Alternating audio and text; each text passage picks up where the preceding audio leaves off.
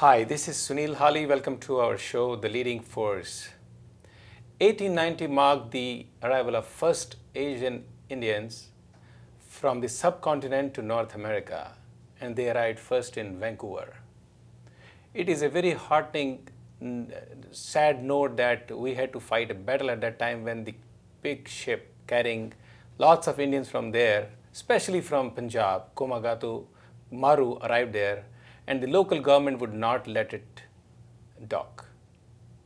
But some of the friendly people, some of the lawyers fought the battle for us, and some of the visitors were allowed to disembark and rest of them were sent back. That marked the beginning of the first Punjabi community, the Sikh community in North America. Even though they all arrived in Vancouver, but slowly they spread all over North America, which is US and Canada. Over the last century, they are all over. You go to Toronto, you go to Vancouver, you look at California, you look at New York, you look at Virginia, they are all over. Assimilating with the mainstream, building bridges, building relationships, and building their businesses. Even though they started on a very humble note in the beginning, starting with farming, starting with trades like carpentry, woodwork, trucking, but this community does not have any bounds. They grow and they grow fast. Today, we are here to talk to one of the leading organizations in North America which has done an extraordinary work, truly fitting for the Sikh community, which is known for its rich heritage, culture, and traditions. And every Sikh contributes to preserve it for the generations to come. While on one side we have seen the evolution of our institution called Gurdwara all over US and Canada, on the other hand, many of them got together to build cultural organizations. These are rich organizations, and they were founded after the interest of Punjabi Sikh community and their assimilation with the mainstream. One such organization which is leading from the front is the Sikh Arts and Film Foundation. We have with us today three luminaries from the same organization with a single mandate: to promote awareness, appreciation of, and pride in the diversity of the Sikh people, to strengthen Sikh identity through increasing knowledge of Sikh history and culture. This is truly rich heritage and culture. And with us, we have today Honorary Patron, Honorable Sardar Tarlochan Singh Ji. We have with us President Teji Bindra. We call him, even though his full name is Tejendra Bindra. And we have with us Mandeep Sopti, who is handling the most difficult task on this organization of managing the finance. Welcome to this show. Thank you. Thank you. So, starting with you, Teji, obviously, because you are in the helm of the affairs, tell us about this organization which was founded in actually 2001. What made you think so? What was the reason to create such an organization? What was the vision of the founders at that time? It's a very interesting thing. It was post 9/11. We were having a meeting in Long Island. There was a breakfast meeting to talk about the aftermath of 9/11. And here, right next to me, was Peter Calico.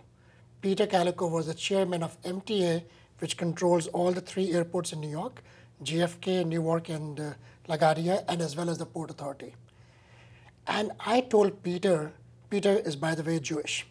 And I said, Peter, I'm from a Sikh religion, and we are the fifth largest religion in the world with perhaps 22 million Sikhs.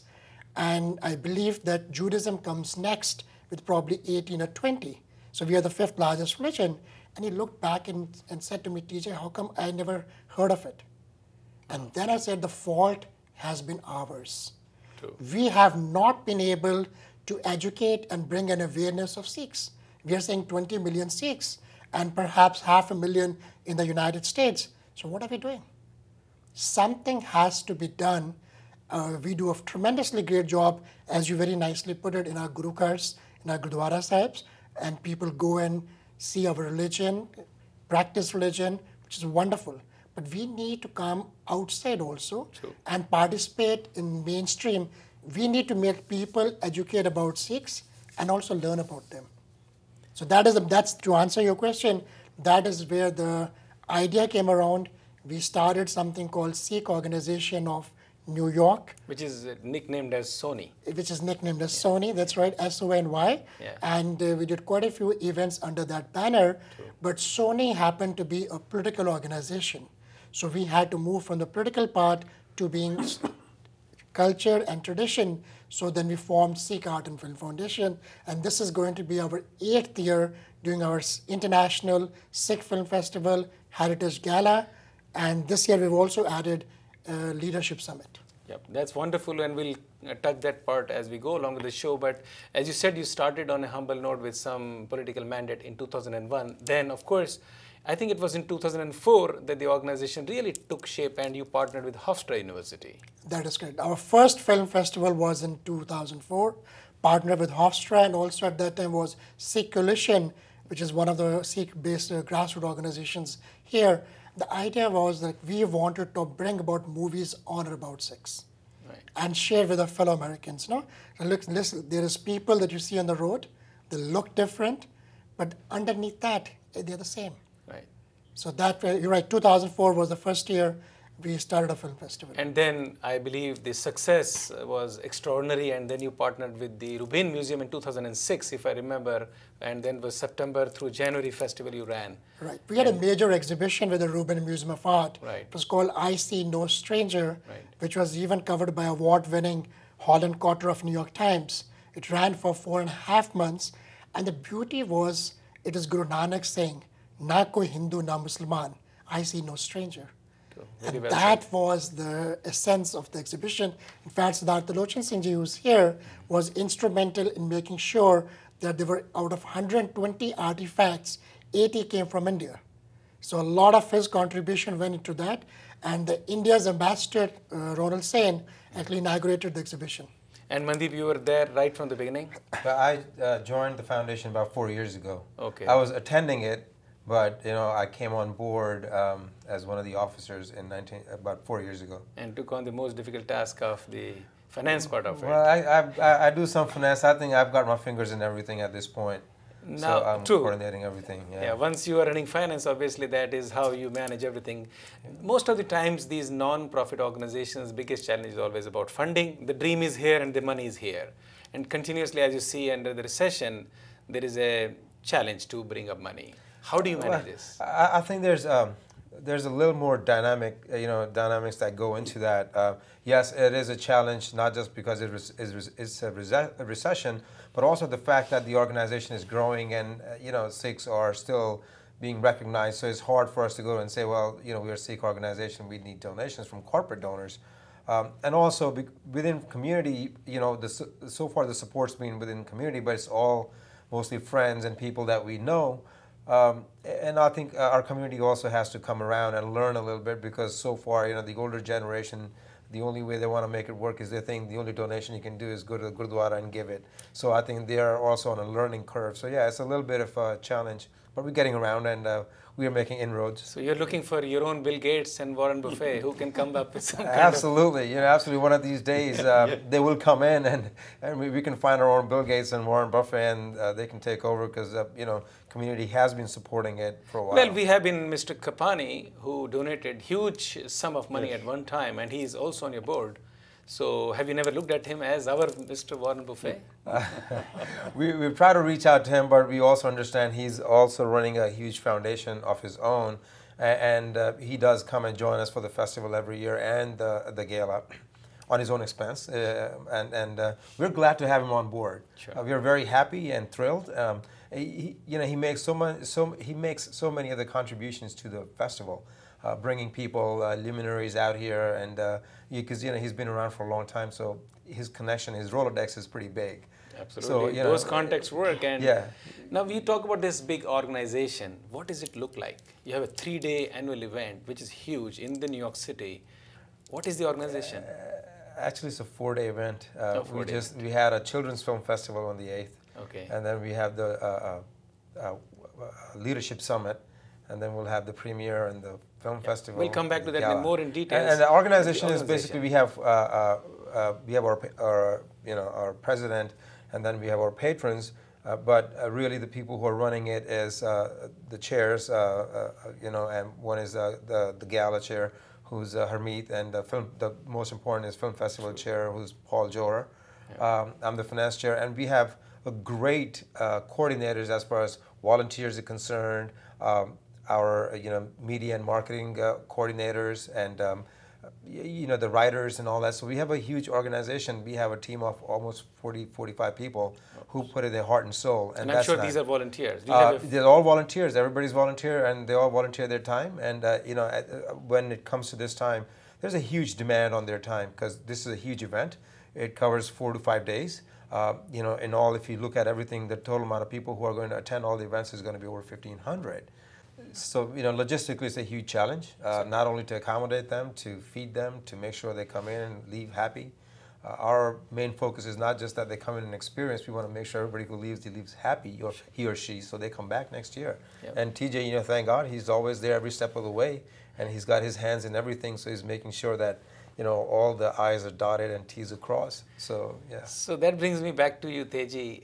Film festivals have been doing extraordinarily well in this country. You have the mainstream film festivals from India. Now Bollywood is taking shape. You chose a very unique route, which is of very thematic films. First of all, why did you choose films to be a carrier of your message for the mandate of your organization?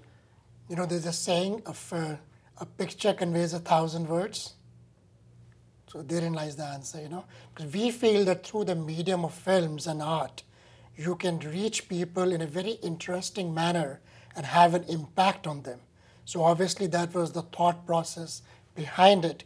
And we're very happy because I think the films have done a tremendously good job in trying to promote. Unfortunately, we probably have about 2,000 people actually who come to all these events, as Mandeep had said, but there's probably about another 20 or 40 or 100,000 or more people that are learning about this either through our website or through the various medium that they're exposed to. For example, we're at your channel now. Your viewers have a chance to hear about who Sikhs are, and some of them perhaps will be keen. They might go to the website, check it out, learn a little more about Sikhs. So we're trying to reach as many people as possible in building these bridges. But you see, a Punjabi film industry really is, or was not until a couple of years ago, an industry like Tamils and Telugus and Hindi Bollywood industry. And of course, in the last few years, there is evolution of Punjabi movies, real entertainment movies that have come through. Quite a few movies have done very well also. But this is a very unique idea that you guys came up with, showcasing a half an hour to 30-35 minute movies. And these movies are not really commercial. They're not looking to go out and make money. They are getting a message across, which is the vision of your organization. So it's extraordinary thought that came to you guys' mind. Is it really working? Is it not that difficult to put it together? No, I think it's working wonderfully. I'll tell you, when we started 8 years back, there was this small pool of movies to choose from. Okay. And I can tell you, we have quite a few people who came to our film festival, were inspired by it, and they went and made movies. Ish Amitoj Kaur is one. She came to our first film festival, in fact. She has made The Sixth River. She has also made Kamdi Kalai. Both movies are made after coming to the film festival. Oh. And not only that, we started giving awards to movies winning Best Documentary and Best Shorts. Not only that, we also introduced every movie that we accept, we'll give a grant and give some money. Problem that we have, as you have touched, this is not Bollywood, this is not popular cinema, so there is not a tremendous demand for it. So why would a filmmaker like to put the time, effort, and money because of this? Right. One, of course, is a passion. Correct. But after the passion, you need to give some incentive also. We are trying that next year. We are right now taking about $25,000 to be spent on movie making, people who are making the movies, whether in acceptance or in prize money. God willing, and with the support of everyone, we'll perhaps like to go to 100,000. Fantastic. Hold your thought there, Teji. We'll be back after this short break, and we have a lot to talk about, including now Siddharth Lochan Singh ji also. We'll be right back with the leading force and with the preeminent organization Sikh Arts, Film and Foundation. Stay right there.